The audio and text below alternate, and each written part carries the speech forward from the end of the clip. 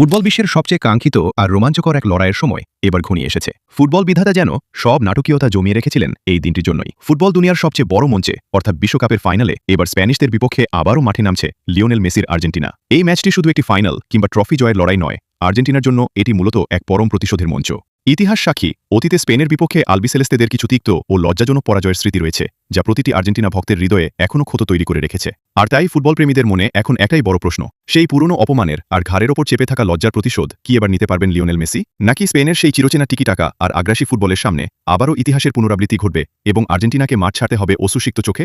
চলতি টুর্নামেন্টে দুই দলই যেভাবে আধিপত্য বিস্তার করে ফাইনালে উঠেছে, তাতে এই ম্যাচটি শতাব্দীর অন্যতম সেরা ফুটবল দ্বৈরথ হতে যাচ্ছে। স্পেনের তরুণ তুর্কিদের গতি আর কৌশলের বিপরীতে আর্জেন্টিনা রয়েছে লিওনেল মেসির জাদুকরী নেতৃত্ব এবং দলের লিগাসি। মেসির ক্যারিয়ারের শেষ লগ্নে এসে এই ফাইনালটি তার জন্য যেমন অগ্নিপরীক্ষা, ঠিক তেমনি পুরো আর্জেন্টিনা দলের জন্য বিশ্বমঞ্চে নিজেদের শ্রেষ্ঠত্ব ধরে রাখার এক সুবর্ণ সুযোগ। স্প্যানিশদের ডিফেন্স দেয়াল ভেঙে মেসির জাদুকরী পাখি পারবে আর্জেন্টিনার ঘরে আরও একটি সোনালী ট্রফি এনে দিতে, নাকি স্পেনের সোনালী প্রজন্ম আবারও বিশ্বজয় করবে? এই হাই ভোল্টেজ ফাইনাল নিয়ে আপনার প্রেডিকশন কি? আর্জেন্টিনা কি পারবে স্পেনের বিপক্ষে বদলা নিতে? কমেন্টে আপনার মূল্যবান মতামত জানান।